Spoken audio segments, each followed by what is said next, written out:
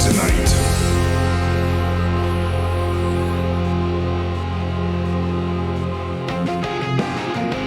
Hello, and thank you for tuning into Protestia Tonight for the 27th of February, 2025. This is the program that we hope will be glorifying to God, convicting to sinners, and edifying to the saints.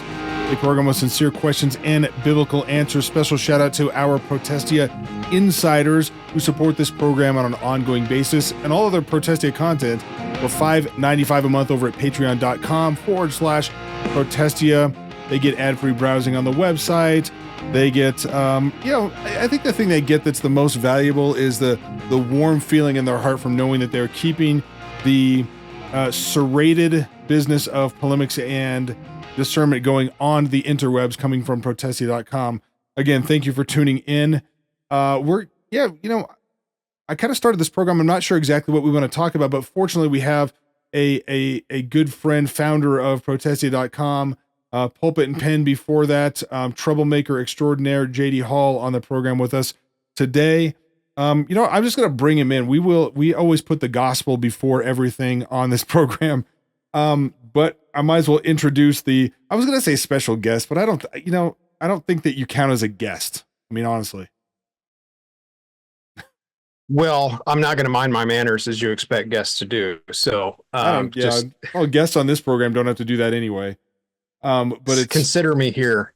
Yeah. So if you don't have to knock, I don't think you're considered a guest. I don't have to knock. No, you don't have to knock normally. I still have edit control over the program anyway. So it's, there's a dump button. That is true. There's a dump button on, it's right on my panel here. But you always have. So yes, I pretty much, I don't think I've ever dumped anybody like, in real time on a program or not. But as fans of this program and of Protestia, Pulpit and Pen before it, now Insight to Insight, JD's Substack, where he talks about all sorts of manner of insane things like aliens and we talk about aliens and AI and the Nephilim. I don't know. I mean, it's like the X-Files of evangelicalism at this point. there's a heavy dose of Nephilim. So for 20 years, when you're preparing sermons every week, you've only got 24 hours in a day. So the time that you dedicate towards Bible study is mostly relegated towards preparing sermons, right? So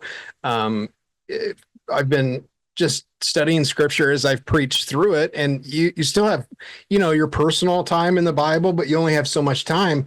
And so not preparing a sermon every week, I get to study whatever I want. So we go down some pretty good rabbit trails at Insight to Insight. Yeah. I mean, Nephilim, AI, transhumanism, a lot of historical stuff. Hey, did you know that? Did you know this?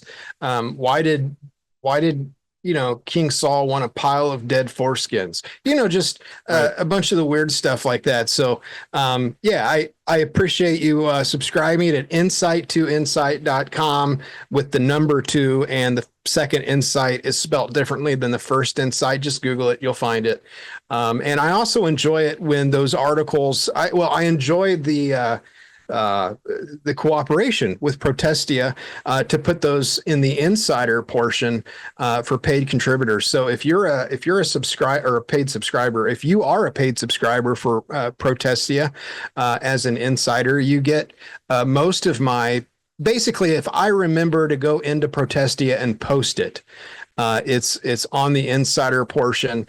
And it's just kind of like, we like working together and we mutually love each other. So we wanted to give that as an extra benefit to paid subscribers at Protestia Insider. You don't have to pay to subscribe to Insight to get stuff. It comes to you via Protestia. But now you can subscribe to both if you want, pay to subscribe to both, but you can subscribe for free at Insight to Insight and get all the other articles that are not fit for viewing at Protestia because they're a little bit more alien and Bigfoot related. Right. Well, that's the question that I always want. I always wonder if, what people are thinking, like, has Protestia gone soft? If JD Hall isn't, running the show over there, and I hope not. But probably, maybe, I don't know. I mean, I have a different personality with regard to doing this kind of work, so I'm probably less likely to come punch someone in the face when they need it. But I hope I get my punches in I try to. You do get your punches in, and I'm super proud of the way you guys have done it the last couple of years. It's blessed me tremendously to know that you kept lighting fires and kicking tires. It's just that, and I would be at Protestia full time, but just like I don't have to prepare sermons, so I get to study whatever I want in the scripture. At the same time, I write stuff that has nothing to do with polemics. So it would be really weird to put up an article not polemics related at Protestia. So it's like I'm just going to do my thing, and wherever it fits, we'll make it fit if we can make it fit. Yeah. So, but before we get into whatever we're going to talk about, and I actually I have a tweet pulled up here that I think that I want to start with, but Hold on though.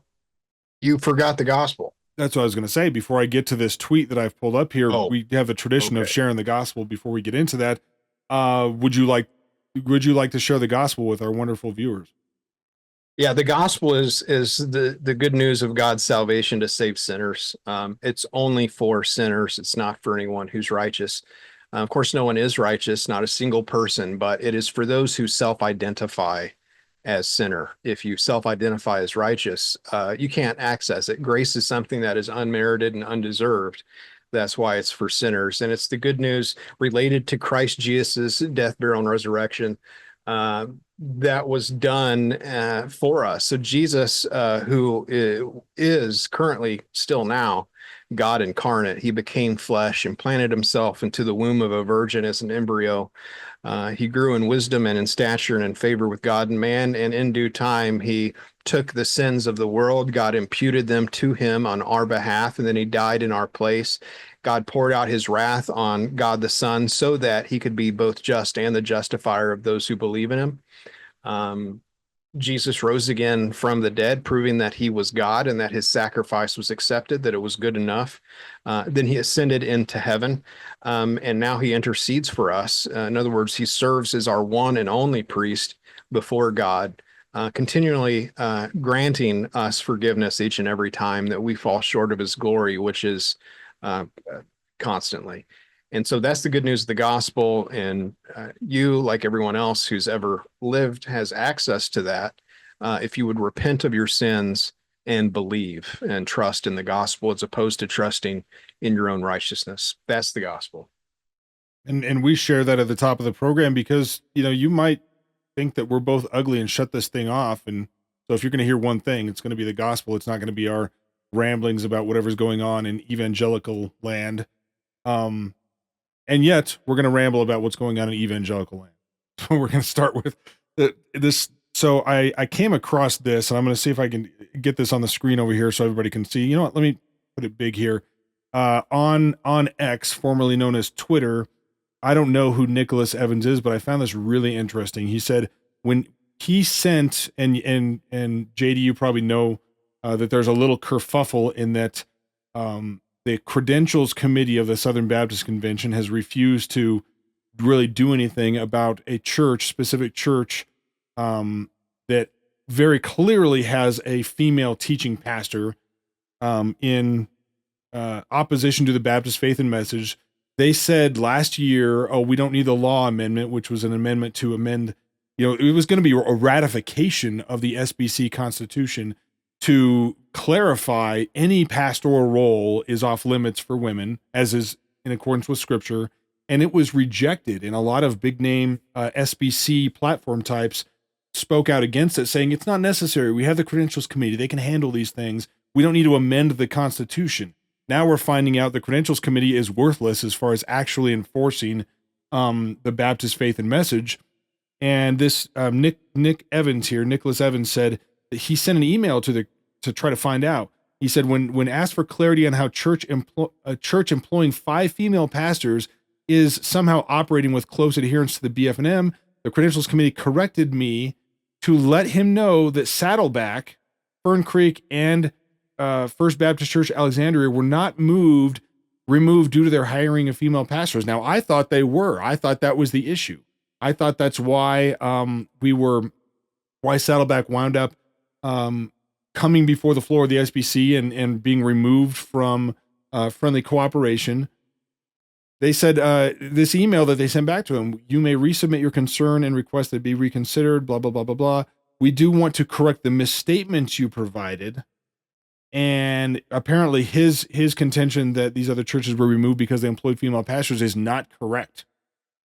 Yeah, I don't know what we're supposed to be doing about this. At this point, John Whitehead says any members of the committee affirming this reasoning need to step down or be removed. So the SBC can still not get its act together with regard to why churches would not be in friendly cooperation if they have female pastors. Before I go on a rant about this, let me ask a question just for my own clarification, David. Did the letter from the committee to the pastor when they said they weren't removed for having female pastors, and they put it in quotation marks, which leads me to believe that they may be arguing semantics. Can you confirm that the churches were removed though? Well, they were so yeah. These churches were removed from friendly cooperation. Did the letter go on to say what they were removed for? This seems to say, I'll put it back up here. This seems to say the recommendation adopted last year regarding First Baptist Alexandria was, quote, on the basis that the church is a stated faith which does not closely identify with the convention's adopted statement of faith. Okay, so they're saying they were removed, but not necessarily for the female pastor thing. So let me explain what's going on.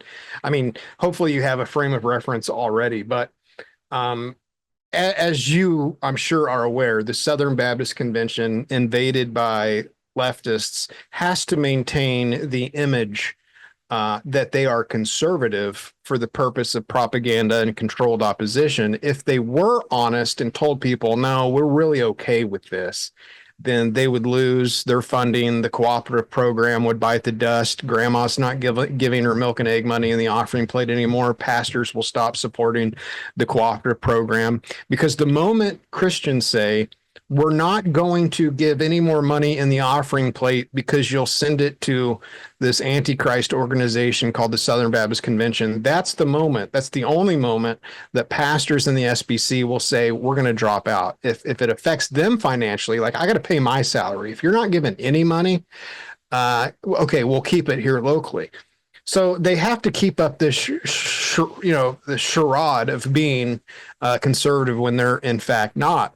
The problem is each year at the convention, the conservatives who are hopeless romantics and think that they're going to somehow reform this terrible monstrosity, they push the issue every year. And so the law amendment basically would shore up constitutionally the Southern Baptist Convention's prohibition against lady preachers and ordained female clergy serving as pastors.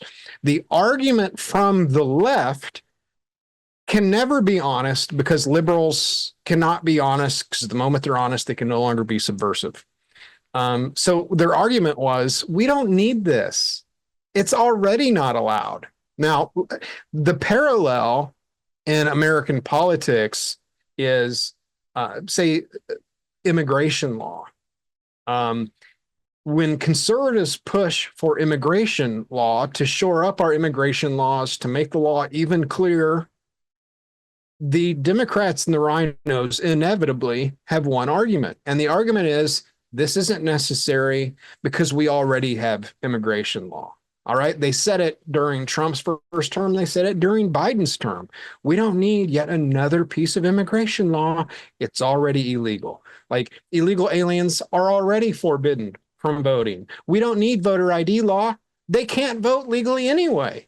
Well, we all know that's a shtick. All right. That's a scheme. That's a scam. What I mean by that is, of course, these laws exist, but they're not being properly applied. They're finding workarounds and loopholes. And when that fails, just ignore it.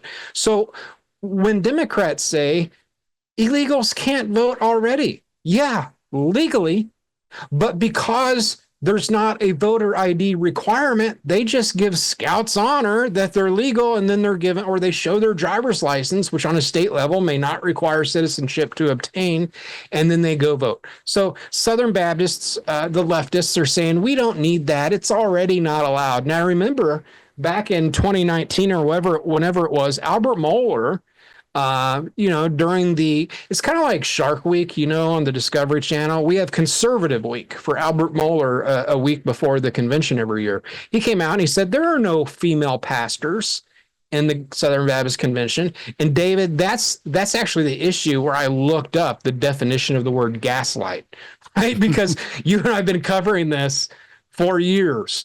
Here's a female pastor. Here's a female pastor. Here's a female pastor. What are you talking about? Dude, you're graduating women with degrees in pastoral ministry from Southern Baptist seminaries. You know better than anyone that, like, surely you're keeping track of your alumni from Southern, right? So he's gaslighting us. Point is, it's kind of the same concepts. Like it's already not allowed. Yeah, but it's happening. That's the issue. So the credentials committee now, keep in mind, was it 2 years ago they decided to take a year and to study what the scripture says about what is a pastor? Well, I'm already pulling my hair out at this point. So were you, David, because it's like if we have messengers in the SBC who are unclear as to the definition of a pastor, hang Ichabod above the door and let's go home. They're idiots. And what they we all did know was, what a pastor you remember is. that James Merritt and a bunch of former SBC presidents step up to this mic, and the Merit Committee was going to study the boundaries of what it meant to be Right. in friendly cooperation. And I mean, Right. again, it's just abstraction to, Well, and it's it was the it's a same. It was the year same year delay. that they added. It was the same year that they added extra terminology to the BF&M to be pastor, but also what did they add? Overseer and elder, I believe they added to the BF&M to sort of shore up the definition. But like you said, it doesn't matter if we don't hold to it. Well, Right? it's the most Baptist thing in the book to do, which is you create a committee that you don't need to solve a question that everyone already knows the answer to. And in the meantime, it just delays and obfuscates. So the credentialing committee is supposed to determine that this church is or is not in friendly compliance with the Baptist faith and message. Now, I just looked briefly at some information today in passing, and most of my information that I get is like between clients at work or between chicken coops that I'm cleaning out. So I'm not that thorough, but as I understand it, someone had posted a tweet on X showing who the credentialing committee was. What I saw was a complaint from some lefty, I forget who, saying that William Wolf was attacking the Asian man and the woman on the credentialing committee. So I think it was Dwight McKissick, complaining that, well, what they're doing, they're going after this woman and this Asian feller on the credentialing committee. It's racist. Well, the point is, it was J.D. Greer who made these appointments. So their workaround was just to put their people on the credentialing committee to approve this sort of thing.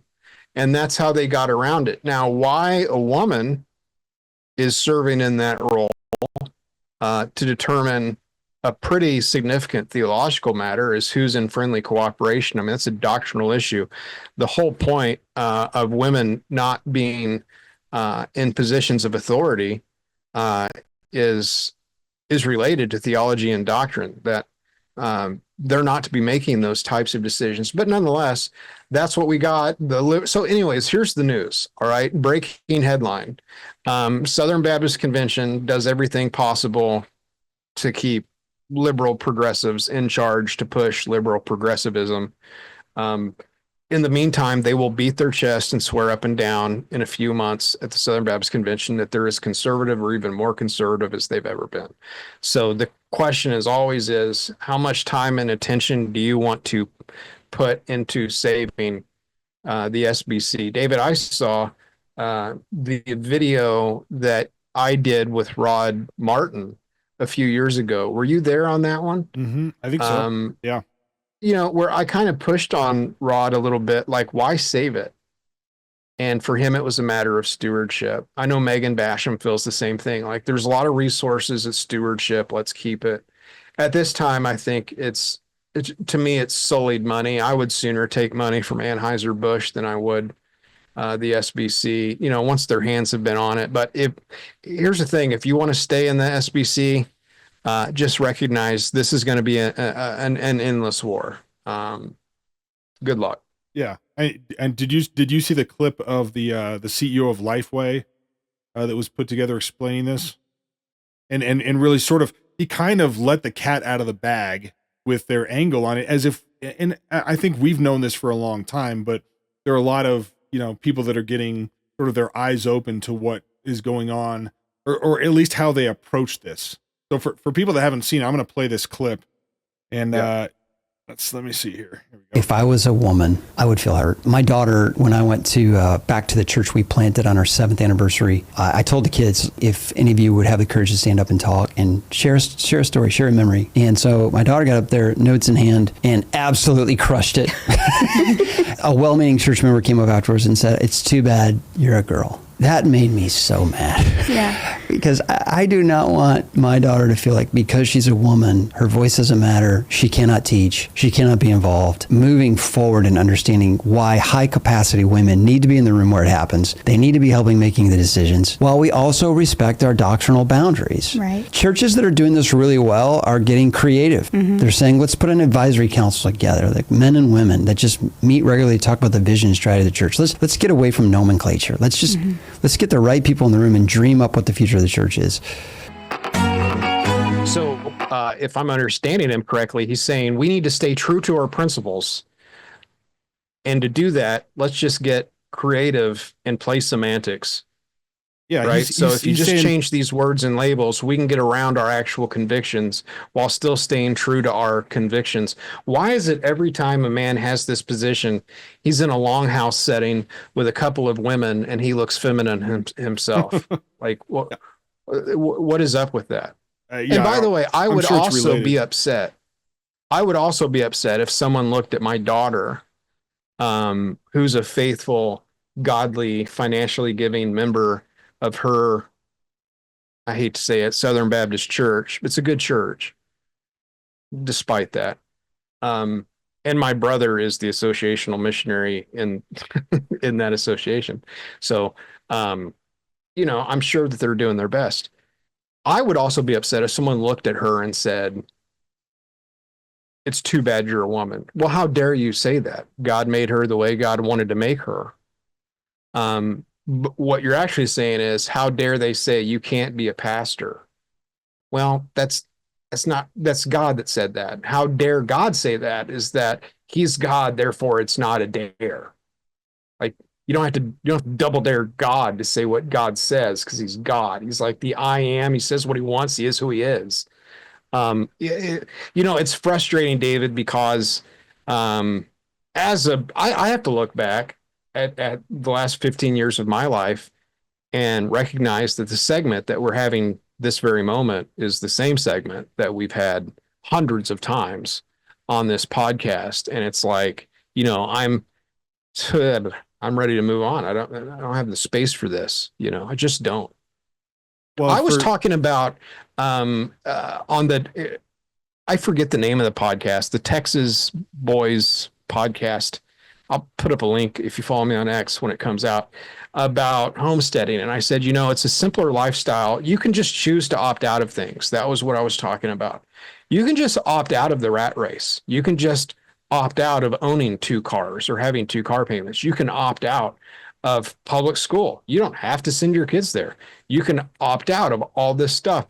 And so I feel the same way about the SBC. Like, you can opt out. Your church can opt out of belonging to it.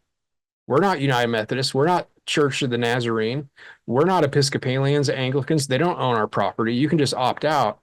And if you're a member, you can just go to church somewhere else. And since I've joined an independent Bible church, I got to tell you, I'm really happy that I don't have to give two moments of thought thinking about this nonsense. And frankly, David, I'm praying for you, and I'm praying for your church and all the other people that unfortunately are between a rock and a hard place. The rock is a terrible denomination, and the hard place is putting up with an affiliation, no matter how loose it is, that to some extent is light fellowshipping with darkness.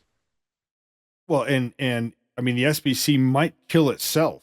I mean, the Johnny Hunt and the David Sills lawsuits are not the last. They're not the end of this. They're the beginning, most likely.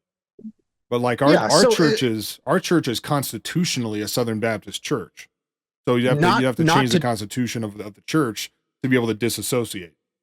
That's challenging. not to change the subject, but also to change the subject on the lawsuit issue. So the cooperative program is now going to be paying for the legal expense of what's been going on. So if you're new to the situation, I don't know how to catch you up to speed tonight, but in summary, a bunch of garbage accusations have been made towards the Southern Baptist Convention, not as though there aren't credible accusations of misdeeds, but that the Southern Baptist Convention is not responsible for what an independent minister in an autonomous church does.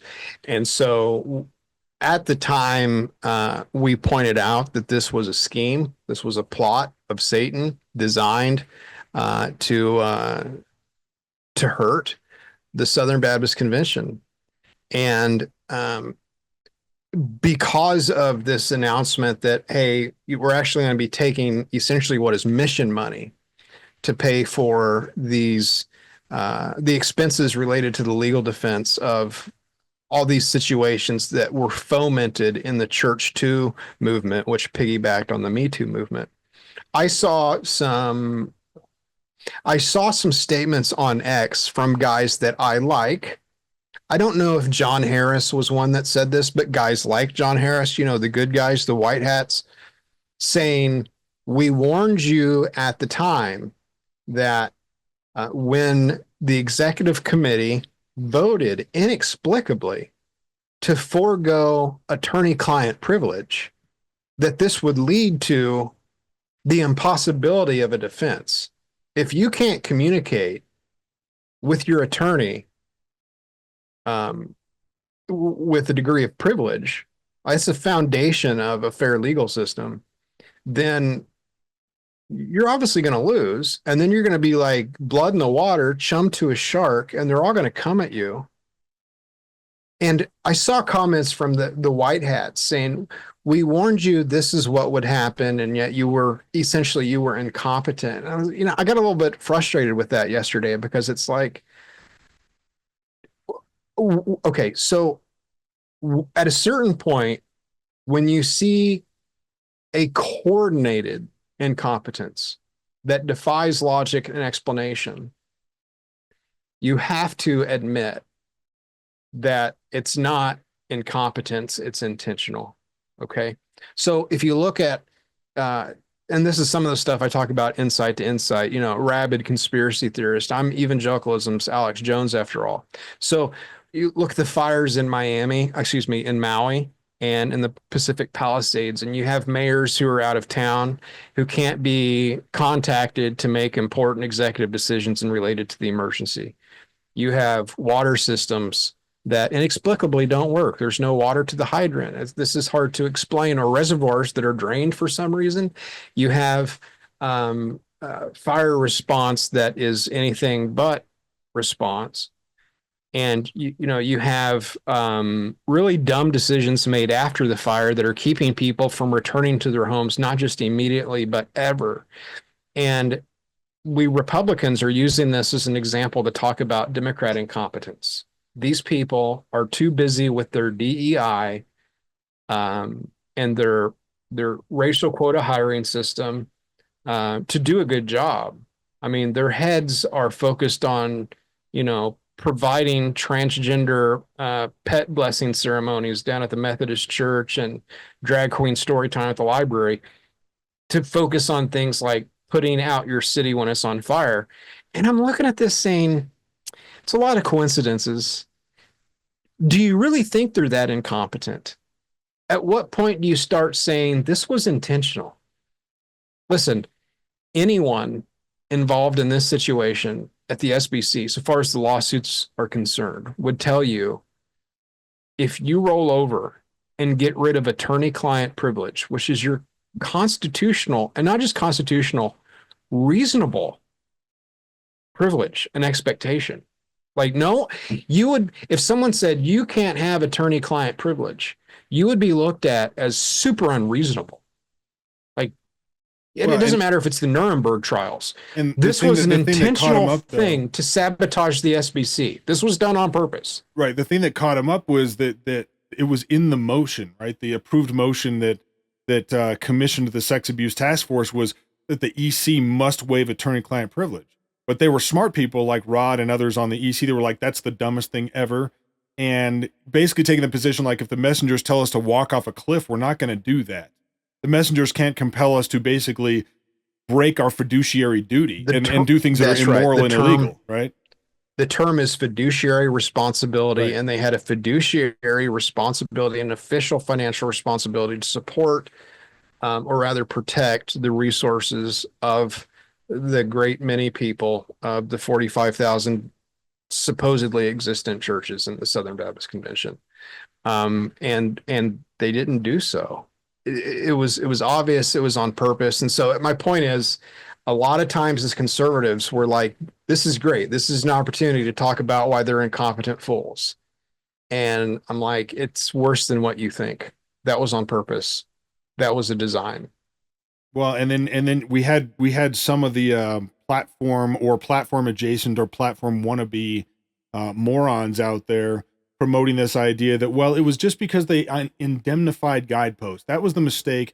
They indemnified Guidepost. Guidepost produced a problematic, bad report. They shouldn't have indemnified them. It wasn't the waiving of attorney-client privilege.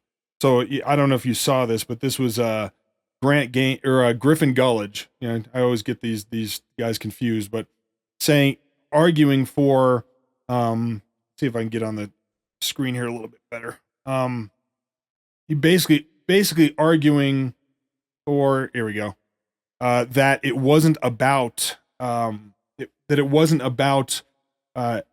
attorney-client privilege at all. So he says here, the doom and gloom predictions of 2021 were around the waiver of attorney-client privilege. That didn't materialize. The waiver is costing us little, if anything. The high costs now are 90% the cost of indemnification in the lawsuits, the Guidepost indemnification that's now helping Johnny Hunt and David Sills get all the material that they need, apparently, or suing the SBC instead of suing Guidepost Solutions for the defamation that they're claiming. The problem is that in the report itself, the Guidepost report, they said attorney-client privilege was crucial to producing the report as it sits, because a lot of the material that they used was the attorney communications. I'm going to guess close to a decade ago. I tried to rile up a mob of pitchforks and torches to go after Griffin Gullidge when he was in seminary. It's been a long time. He's just a weasel. One of those raised up in all of the various channels in which the Satan operates in the SBC to these guys are given positions of trust and influence and power in the convention, and every time, if you've noticed, they use it to hurt the convention. Anyways, I'd kind of like to move on from this, David. Like, I don't want to spend my time talking about the SBC. Like, it's kind of like for me, it's like an ex, right? Like, I don't have an ex. Like, I've been with one woman my whole life, but I feel like, there's been this divorce, and I'm still talking about my ex-girlfriend. Is kind of pathetic and sad. I don't want to keep doing it. So Mike Cosper, who's the media, I think he's the head of digital media, something like that at Christianity Today, is quite the example of soft soy, just the worst components of effeminate evangelicalism. And it's like it's a sport for him to see what he can put up to. Dude, it's so bad. Cosper's so bad. I've been calling him evangelicalism's Mr. Maddow for so long. He's like a male Rachel Maddow. So a lot like, because she's kind of like the male Rachel Maddow. The only person I know that really dislikes Cosper more than I know that I do is probably Jeff Maples, who has just this innate guttural instinctual detestation for the guy. It's kind of funny. Like if you ever want to see Jeff rail, just bring up Mike Cosper. It's just it. There's something about him, but he is so bad at tweeting. I ratio him, which is like, he says something, so you comment, and then your comment gets more likes than his original tweet. It's embarrassing. I ratio him quite frequently. I don't know if he's now old enough that he's started to do social media poorly, but this is a perfect example. So what David has put on the screen is, actually, that's not the tweet that I was thinking. He must have made several tweets about this. I'm sure there was another one where he put up this AI rendering of a golden statue of Donald Trump that was supposed to be like, it was made to be in like Gaza, right? It was like a funny, ironic thing. When he turns Gaza into what did Trump Right. say? The Riviera of the Middle East, or Mar-a-Lago of Palestine or something. I don't know what he said. Something like that. right?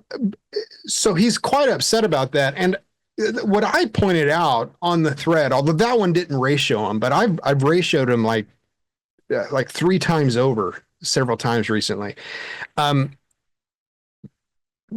This was an artist's, actually not an artist. It was AI, I'm sure. It's not real.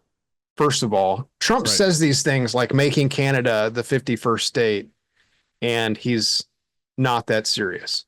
The new trans for Gaza. This is the video that has this image of Trump. There it is, golden statue. So people are likening this to the golden statue of Nebuchadnezzar in the book of Daniel.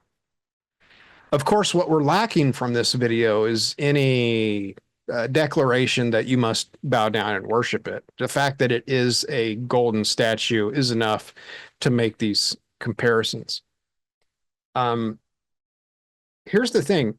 They put up a statue of Satan at the Arkansas Capitol. I checked Cosper's feed. He didn't complain about that. He didn't complain about the George Floyd statues.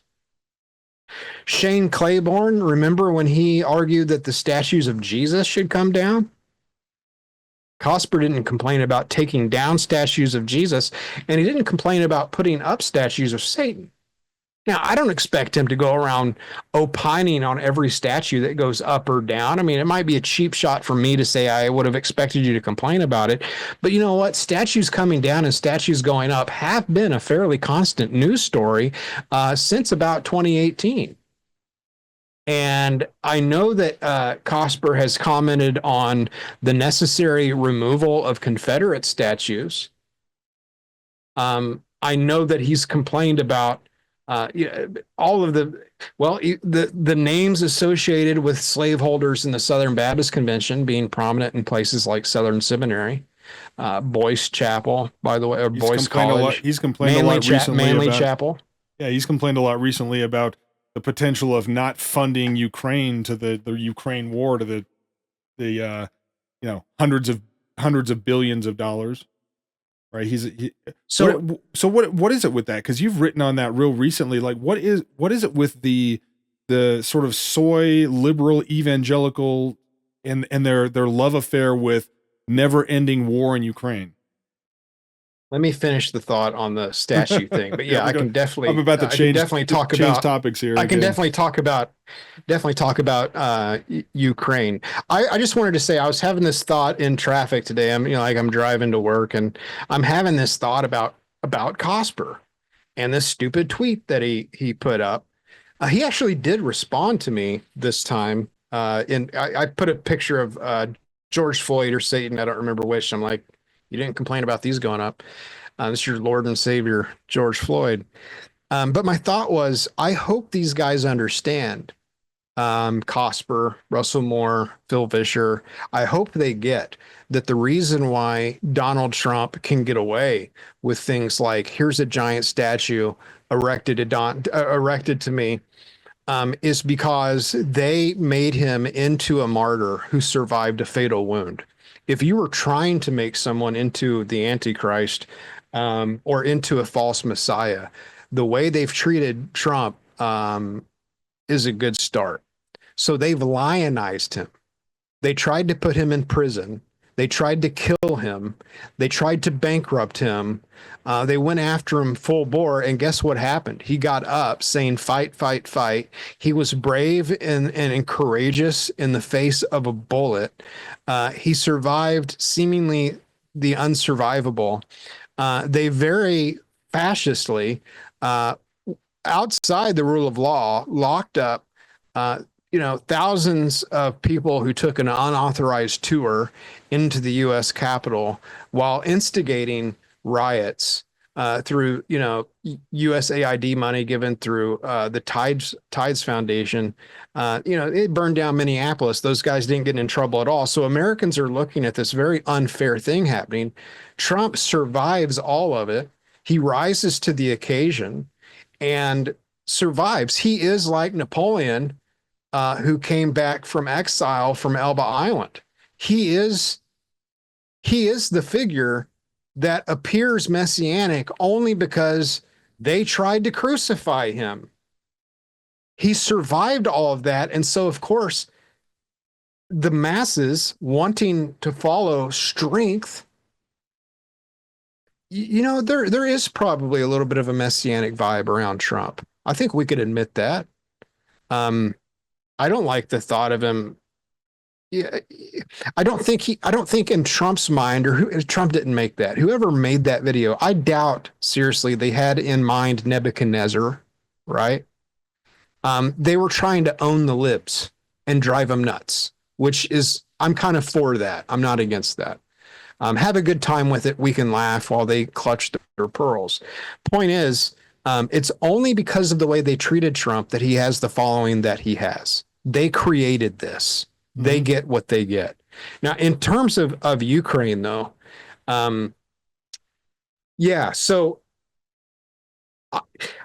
I will have an article out at 6 a.m. in the morning tomorrow that I've already written to explain the first, second, and third councils on world evangelization, the first one in Switzerland, and the relationship between that movement that started with Billy Graham, then it went to Tim Keller, the involvement of Platt, Stetzer, Rick Warren in that movement, how it overlaps with the World Economic Forum, and the various ways in which it is the product of the post-war consensus.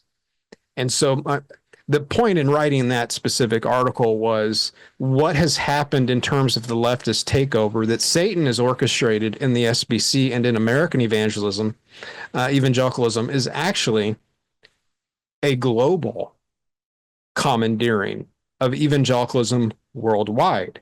The point of all that is just to say Satan schemes, Satan conspires. These aren't Albert Mueller, Tim Keller, and Rick Warren getting together in a smoke-filled back room at a Starbucks restaurant somewhere trying to plot and scheme. These are angels and principalities and powers of darkness in high places that have schemed quite successfully.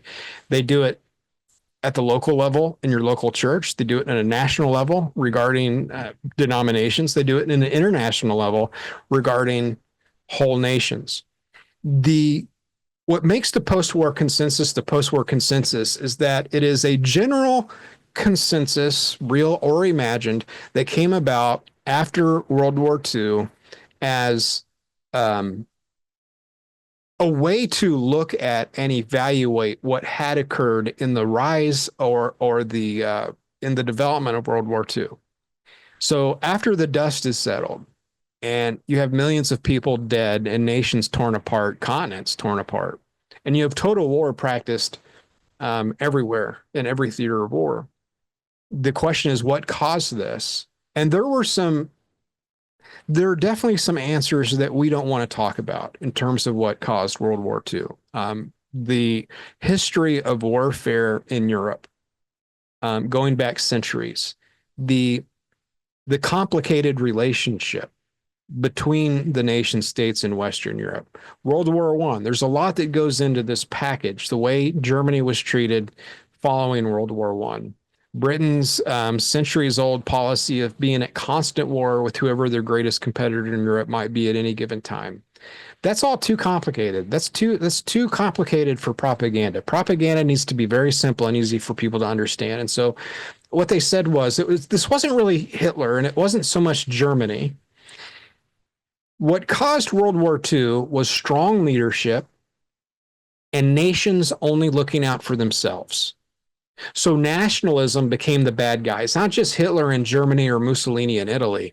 It's nations that don't care about the international community, nations that only care about themselves. Hitler came along and promised that Germany would have a government that would represent them. They were under the reign of the Weimar Republic. They wanted to focus on their interests, what's good for them. And that was contrary to what was good for their neighbors and for the rest of Western Europe. And so what arose from this post-war consensus is the idea, well, the post-war consensus can basically be summarized by the slogan of the United Methodist Church: open hearts, open minds, open doors. Okay? Nations need to be open. Immigration, let's just go full bore. Masses of people should move from one place to another. That way, nobody gets caught up too much on their tradition, on their people, not identifying by their nations, not looking at nations as blood and soil, because then it would require particular people being in particular places, but nations are just ideas. And nations need to submit to a global community. And so you have things like the United Nations, NATO, the World Economic Forum, the World Health Organization. Then you have these other groups like the Bilderbergers and the Trilateralists, and you have the Council on Foreign Relations. And so far as the government of nations is concerned, we don't want strong leaders. We want a government that is run by bureaucrats, civil servants, a deep state, if you will, that can remain in power and provide stability regardless of who's president, regardless of who's, the Secretary of State, regardless of who the diplomat is in Morocco. We want stability. And so what we have gotten sick and tired of in the United States, the reason why the current populist movement exists in America and in Hungary and in Poland and in France and in Great Britain and in Argentina and in El Salvador is all a response to the post-war consensus that says we need open borders, no immigration law, mass migration from one culture to another, weak leaders, deep state bureaucracies in every country that run roughshod over the elected representatives of the people. And part of that requires never-ending warfare and preemptive war. And so part of the post-war consensus says Churchill's a hero because, and by the way, I'm not getting into whether Churchill was a good guy or a bad guy. That's not what this segment is about. It's that Churchill saw Germany was a problem ahead of time. He heroically drummed up support for the war. And the idea is we have to stop a leader before he gets too strong. Like in the war on terror, you've heard the expression, we need to fight them there so we don't have to fight them here. That concept led to things like a preemptive war in Iraq. We have to fight him before he gets put into a position to fight us, etc. All of that said, I know it's complicated history. You've got this situation between Russia and Ukraine. It's very normal in America and in the West to constantly be at war with somebody somewhere at some time.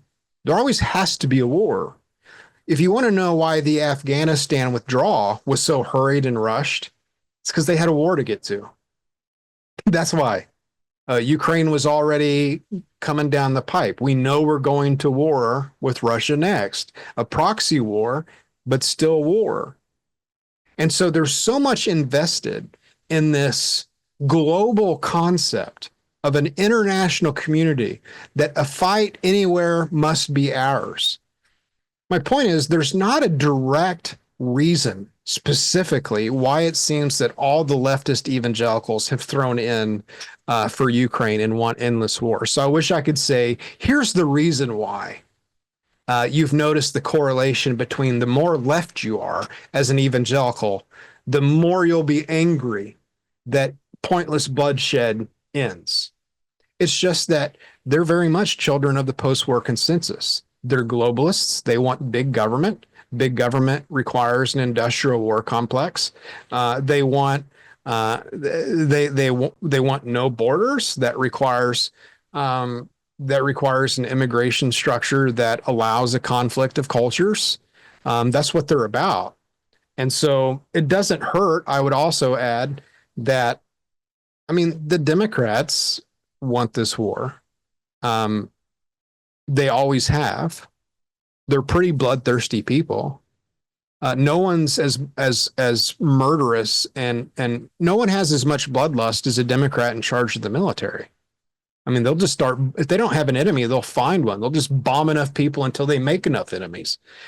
And so these guys, they're on the left side of the aisle. They're going to do what their Democrat overlords would have them do. So I'm not sure that when you see these endless X posts from Mike Cosper and Ed Stetzer and Russell Moore talking about how terrible it is that a war ends. Like, I never thought you'd see Christians just complain about war ending.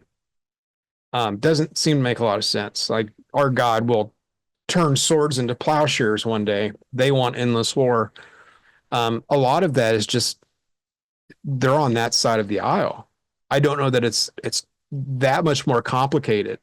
They're a part of the international community. The international community wants to be at war. Therefore, they want to be at war. Now, what they'll tell you is they're defending Christians in Ukraine. And that's what I take a lot of exception with.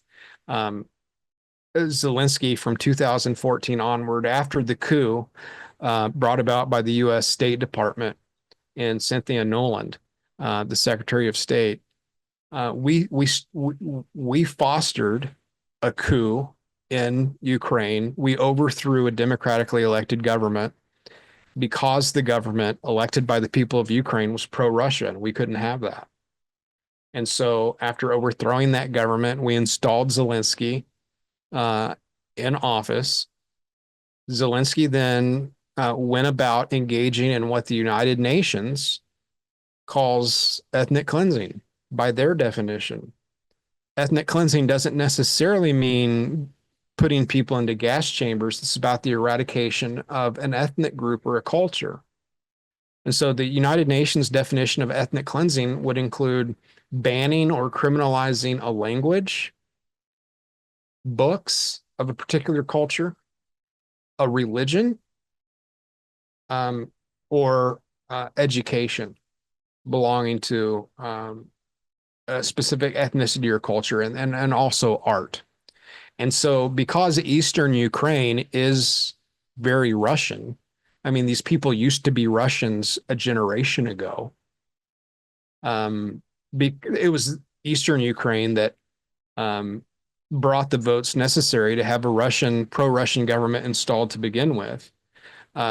One of Zelensky's first actions was to ban Russian books in public libraries and schools, ban Russian schools altogether, like colloquial schools, to ban signs in the Russian language, and to begin persecuting clergy members believed to be sympathetic to Russia. After the war began, Zelensky committed war crimes. That war crime would be the criminalization, imprisonment, and killing of religious dissidents. Now, in the news, you'll hear it referred to as the Russian Orthodox Church. That's not its name. Its name is the Ukrainian Orthodox Church and always has been. It is associated with Russia canonically, in the same way that you would say Catholics in Guatemala are associated with Rome. Well, yeah, canonically, It doesn't mean actual Catholics from Rome and the Vatican are running things in Guatemala, but there's a loose connection and loose affiliation. The Ukrainian Orthodox Church was the majority position, or rather the majority religion of 70% of Ukrainians. And Zelensky banned it, took 1,500 church properties, church buildings, church houses away from the Ukrainian Orthodox Church and gave it to a denomination called called something similar. I think it's called the Orthodox Church of Ukraine. Same same words, but in different order. This religion was created in 2018 by the U.S. State Department, or at least by funding from the U.S. State Department. So because a lot of, birds of a feather flock together, like you see evangelical churches, they're going to lean Republican, right? You're going to have a lot of evangelical Trump voters. Well, those associated with Ukrainian Orthodoxy are going to lean Vladimir Putin because he presents himself as the defender of Christianity. Now, David, you and I know that Putin is probably not a born-again Christian, right? We know that he has persecuted Christians as well as others, obviously, but he projects himself as being a defender of Christianity. He probably does so because it's an easy comparison, because the 2014 government installed by the State Department is godless paganism. Okay, so in all of these various color revolutions, they're called, revolutions in other countries, insurrections and coups, supported and funded by the U.S. State Department. Those are called color revolutions. It's all a form of what we call ethnic colonization, cultural colonization, where our State Department under Biden insisted that embassies start putting up gay flags, start putting up trans flags, put up the homosexual flag, begin to sponsor activities and fund activities to promote homosexuality in Arab nations, in majority Muslim nations. And so it's like, what are we trying to do? Well, our wicked government is trying to push our cultural values, which are really no values at all, at least under a Democratic administration, in other countries. So you've got Zelensky decriminalizing gay marriage. It was illegal until Zelensky, decriminalizing public displays of gay propaganda, and gay propaganda targeting children, which Putin banned. You've got Putin banning adoption of Russian children to other nations that allow transgender sex changes for minors. All that's understandable, right? Like, so Putin is saying you can't adopt a kid from Russia if you're from a country that allows gay marriage, or you're going to cut the penis off this child. You can't adopt the kid. And Zelensky is exactly the opposite. So if you are a member of the Ukrainian Orthodox Church, the real one, obviously you're going to be sympathetic towards Putin, and you're not going to be sympathetic towards Zelensky's government. And so you've got Zelensky engaging in ethnic cleansing, engaging in war crimes, burning down the homes of Orthodox clergy members, beating them up on the street, having the secret police torture these Orthodox priests, stealing their property, giving it to a fake religion started by the U.S. government for propagandic purposes. And all of this doesn't seem to matter to Mike Cosper. It doesn't seem to matter to Ed Stetzer. Why? Because they're leftists. They believe in the post-war consensus. Whatever the consensus is of the international community, whatever the United Nations supports, they're going to support. It's just a part of the overall milieu of how Satan has chosen to operate his realm in this world internationally. That's a long answer to your question. Probably sounds like I'm ready for the tinfoil hat, but I would encourage you to read Insight to Insight as I lay all this out. The one thing I'm sympathetic towards, so far as Cosper's, Cosper's really not significant at all, right, David? Like, he's not an important guy or anything. It's just, he's so fresh. He's so bad at it. It's like he's been on Twitter so long. He tweets like Jeff Durbin, like he's an old man that doesn't know how to tweet. It's kind of weird. He gets so much outrage just because of how he goes about it. He's kind of just like the figurehead that we're using to reference all of that stripe of evangelicalism. Mhm. The one thing I'm sympathetic towards in their argument is Putin's persecution of evangelicals in Ukraine. And that is occurring in obviously the areas, the territories now controlled by Vladimir Putin. I'm sympathetic to it because it's happening, but let me tell you why it's happening. It's happening because the US State Department has, with millions of dollars, flown Ukrainian evangelical leaders to the United States, put on a lot of conferences. One of their figures has spent a lot of time in the United States. They spoke at the Southern Baptist Convention. Doing what? Drumming up war support. So the State Department knows that if we're going to have a full-bodied proxy war with Russia, where we're going to send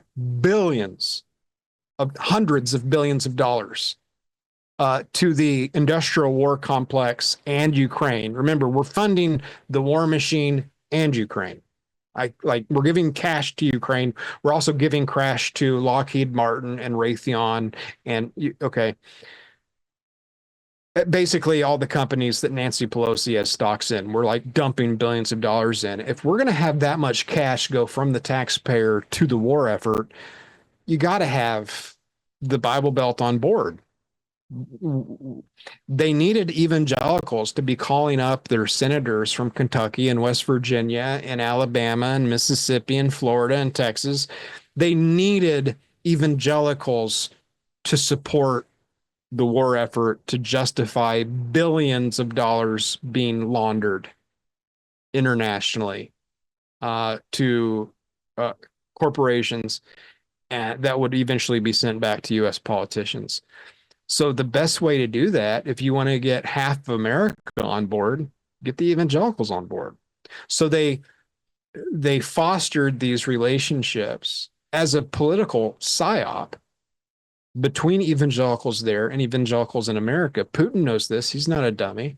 And so, you invade a territory, you find out that one segment of the population is responsible for pushing propaganda that is in return going to fetch you billions of dollars. What would you do?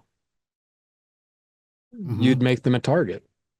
And so it's because the Southern Baptist Convention is saying, hey, yeah, evangelicals over in Ukraine, as Russian tanks are rolling in on your town and into your parish, fly over here to the United States. Let's put you on video camera, put you in the newspaper, flash you up on CNN as you basically raise money for a war effort. And then we stand back shocked that they've become targets of the occupying force. So they're being used as pieces of war propaganda. The evangelicals here who are bloodthirsty, they don't mind dead Ukrainians. They don't mind dead Ukrainian evangelicals. If they did, they'd try to end the war. They don't mind dead Russians, even though, by the way, there's actually more Russian evangelicals than Ukrainian evangelicals. They're dying too. And, as always, there are victims of propaganda. And so I think it's Ed Stetzer and Mike Cosper and Russell Moore that are getting these evangelicals in Ukraine targeted. And so the best solution for all of this is to end the war now, yesterday. Yeah, I think it seems like it was the push back in 2022 to Ukraine, obviously, and Zelensky, because like you said, that connection, how he came to power, pushing to get Ukraine into NATO, which seems like, I mean, correct me if I'm wrong, but it seems like a total sort of a 180 on what we told Russia, what NATO told Russia, as far as how far east we would go, right? Yeah, it does get complicated. So that was in 1990. There was a meeting between Jim Baker, the Secretary of State, and then the Russian foreign minister. And now what the lefties and the war hawks, the neocons, will tell you is it was never in writing. But, as an American man, I think a handshake is still a handshake. But yeah, so Baker promised that as we wrap up the Cold War, in order to wrap up the Cold War, NATO is not going to move uh, further east. NATO was created for one purpose, and that was to balance out the Soviet threat. And so if there's no Soviet Union, why should there even be a NATO? And so Russia has to feel secure, right? Or else it's going to fight. That was the mistake that the Allies made after World War One. They're like, well, Germany lost the war. We don't care about their interests. We don't care about their security. We don't care about their safety. We don't care about their financial stability. And then Hitler came along and said, I care about your safety. I care about your financial stability. I care about your security. And they followed after him. So we're making the same mistake again. NATO did after the collapse of the Soviet Union. So yeah, we promised that we would not move any further east because that would be taken as a sign of hostility and a sign of war. Why would we want to get closer to your borders and aim our missiles at Moscow closer? That doesn't make any sense. Well, not only, it was a little more than a handshake agreement because I've posted essentially the press release from NATO, from Jim Baker, from actually it was the head of NATO, announcing to the world our agreement. So it was an official announcement from NATO. It's still on the NATO website. Now, the lefties and the neocons will argue that there was an agreement made later that we promised Ukraine that if they gave up their nuclear weapons, because there's stuff left over from the Soviet Union, right? So if they handed over their atomic weapons, we would protect them. And that's true. That we did make that agreement. You give us the atomic weapons and we'll protect you. However, protect them from what? Protect them from Russia, right? Why did Russia invade? Russia invaded because we said we would. Russia invaded because we broke our promise. Had we not broke our promise to Russia, we would not have to keep our promise to Ukraine. You get it? We only have to keep our promise to Ukraine because we broke our promise to Russia. And here's the thing, at a certain point, we have to care about what's good for the United States. And that's what the MAGA movement is about. It's what America First is about. We have to care about us for once. And you know what? I think we need to care for Ukraine. And the best thing that we can do to care for Ukraine is to end a war that they cannot possibly win. I mean, here's the thing. They're talking like about 200,000 dead or something like that. I mean, crazy numbers. And those are probably low numbers, those estimates. Yeah. We have no idea. I mean, Ukraine is throwing disabled people onto their front lines, soldiers that have already, left the military because they've lost both their legs. They're throwing stumps on them and putting them back in uniform. They're literally, there's videos of them. They drive by, they see an able-bodied man, and they will take them and throw them in a van. And they'll wind up on the front lines. I mean, they're literally confiscating people to do that. Ukraine has an actual neo-Nazi military unit. Not neo, it's just Nazi. It's a Nazi military unit. They got the swastika, the whole thing. It was Patrick Leahy. There's a law named after Patrick Leahy, the Leahy Act, that forbade America giving military weapons or training to that regiment, I guess it's called, division, because they're Nazis. And Biden basically he didn't repeal it. He couldn't repeal it. It was an act of Congress. He just ignored it. And then, so the only people who are funding and supporting Nazis that I can find, actual real life swastika Nazis, is the United States supporting, training, funding, and equipping this Nazi platoon in Ukraine. At a certain point, the best thing for everybody is to call it a day. And the evangelicals that are promoting this war, they don't care about life. If they did, they would want an end to this. They would want an end of it. And also they know nothing about political relations or international warfare. Like a few remarks that Trump made last week about Zelensky being a dictator, which is what you call someone when they're not elected and they're installed in power in a coup. And at the same time, he didn't say anything negative about Putin. And it was somebody on Cosper's thread throwing a fit that why didn't he criticize Putin? And it's like, well, we can feel free to criticize the leader of a puppet state that they're not our ally. To be an ally, you have to benefit us in some way. They don't benefit us at all. Mm-hmm. But you don't go around talking smack to a nuclear power. Like they seem to have no comprehension of what it means to be a nuclear power, that this could end in world destruction. And so like they're immature men that know nothing. Well, on that happy note, so you're writing a follow up to this on this issue, or was that the previous issue? Right. So tomorrow I'm talking about the Lausanne movement in Switzerland, the Council on World Evangelization that was started by Billy Graham and John Stott, and how today it's being carried on further by Rick Warren, J.D. Greer, David Platt, actually not Greer, but David Platt, and other prominent evangelicals, largely predicated upon the post-war consensus and with very real legitimate ties to the World Economic Forum. And that the point is Satan is a schemer, he's a plotter, he's a planner, he plays the long game, and he uses evangelicalism to accomplish his evil deeds, especially for political ends. And so a lot of evangelicals are being useful idiots, as the Soviets would have called them, in terms of propaganda, pushing ideology that they don't understand. Well, we'll be looking for that. And I think that's our last topic for this Protestia Tonight. I want to thank our guest again. I don't know if I should be calling you a guest. It seems a little silly, but JD Hall, and he'll be on the program, with regularity about every time we do it now, hopefully. We'll see.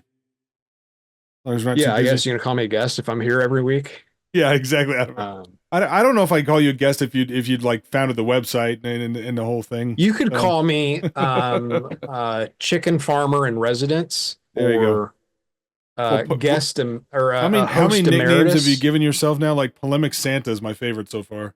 I like Polemic Santa and goalkeeper of the memory hole. Yeah, goalkeeper of the memory hole. It's like the when they were calling Pulpit and Pen or Protestia the Rolex of polemics watch blogs or discernment watch blogs or something like that. Rolex of polemics blogs, yeah.